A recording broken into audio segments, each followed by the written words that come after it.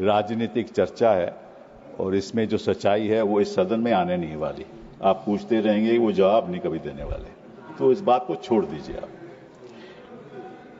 पहलगाम और सिंदूर की चर्चा क्यों हो रही है? इसलिए हो रही है कि ऐसा हादसा पहलगाम में दोबारा ना हो, इसीलिए हो रही है। और सिंदूर की कि भाई क्या हमारे पास इतनी शक्ति है कि पाकिस्तान हम ध्वस्त कर सकते हैं, इसीलिए बहस हो रही है। तो मैं आपको कुछ आंकड़े देना चाहता हूं। नड्डा साहब बैठे हुए हैं यहां। अक्टूबर 2024 में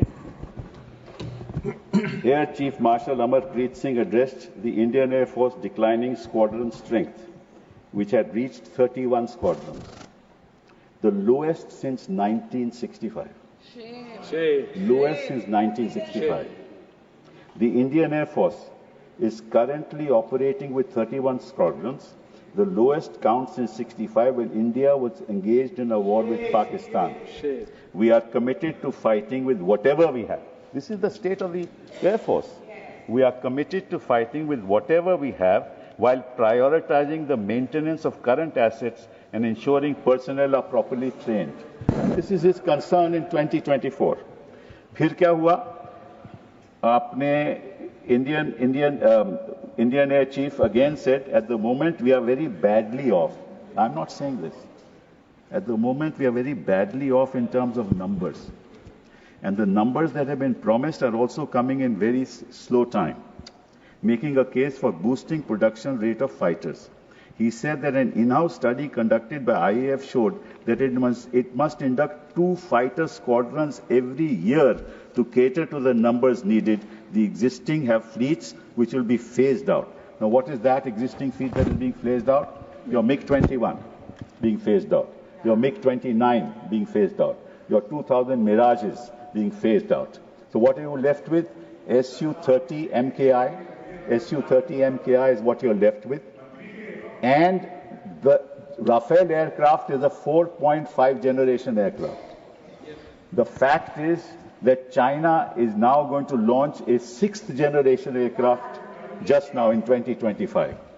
We are looking for a 5th generation aircraft in 2035. Because the AMCA aircraft will be ready, prototype in 2028, will be in production in 2035. What will we do by then? And this, I'm not saying this. If you are so much concerned about the defense of our country, what have you done in the last 11 years while you were sitting in power? You must answer that. There is no point blaming each other कि वो तो सवाल पूछेंगे और आप कहेंगे हम नहीं बताएंगे. ये तो आपकी राजनीति है. This is your राजनीति. दूसरी बात, एक और बात बताता हूं. HAL ने LCA एयरक्राफ्ट का गठन सोचा था 1984 में. 2001 में अभी तक जहाज तक बना नहीं और 2025 हो गए, एक जहाज नहीं आज तक बना. एक जहाज नहीं, जो हमने कंसेप्चुअलाइज किया था 1984 में. आप क्या कर रहे हो? दूसरी बात, तीसरी बात आपको बताना चाहता हूं, वो ये है कि पाकिस्तान के पास, हमारे पास तो ये 31 स्क्वाड्रन फेजिंग आउट के बाद 29 रह जाएंगे, और पाकिस्तान आज के दिन उनके पास 25 स्क्वाड्रन है, तो लगभग बराबरी है. और साथ साथ में 133 स्क्वाड्रन चीन के हैं. साहब आप मुझे नहीं, आपका समय समाप्त हो गया. मैं बैठ जाता हूं.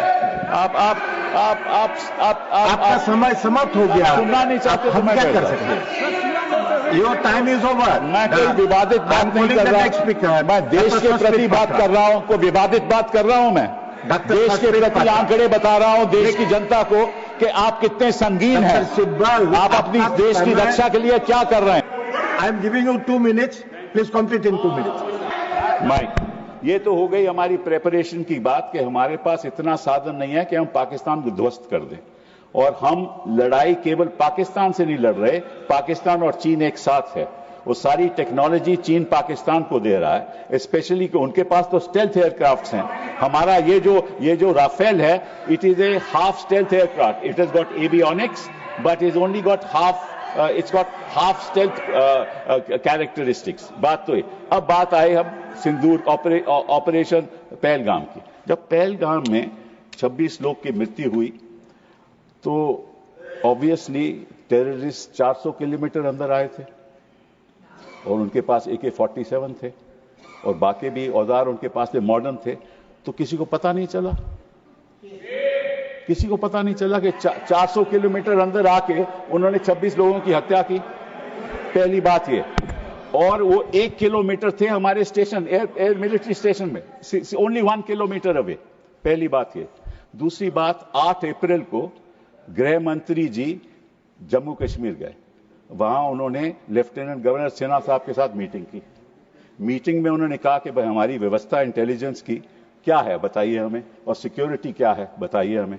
22 अप्रैल को यह हादसा हो गया और उसकी वजह यह है कि आपने उमर अब्दुल्ला को उस मीटिंग में बुलाया ही नहीं। अगर आप लीडरशिप को एक मिनट लीडर अरे मुझे बोलने तो दीजिए। अब ये देखो सर, मुझे अगर मुझे बोलिए, आप बोलिए। हाँ, मैं यही कह रहा हूं नहीं कर रहा है, आप बोलिए। इंफॉर्मेशन कहां से आती है? इंफॉर्मेशन जनता से आती है। अगर कोई हादसा होने वाला हो, कोई माइक ही बंद कर देते हैं। आप बोलिए, आप बोलिए। Mic on. इंफॉर्मेशन कहां आती है कि टेररिस्ट एक्टिविटी होने वाली है? जनता से आती है। जनता कौन है? वहां जम्मू कश्मीर की जनता है। उसके लीडर कौन है? उमर अब्दुल्ला साहब। अब उनको मीटिंग में नहीं रखोगे, जनता के साथ आपका वार्तालाप नहीं होगा, बातचीत नहीं होगी, आपको इंफॉर्मेशन कहां से पहुंचेगी? धन्यवाद। इंफॉर्मेशन नहीं पहुंचेगी। और नड्डा साहब एक और बात, प्लीज डोंट इंटरप्ट। नड्डा साहब एक और बात बता दूं, आप 2014 में यूपीए सरकार चली गई। 2014 के बाद 16, 17, 18, 19, 20 जितनी मृत्यु सिविलियंस और सिक्योरिटी पर्सनल की हुई वो 2014 से कहीं ज्यादा थी।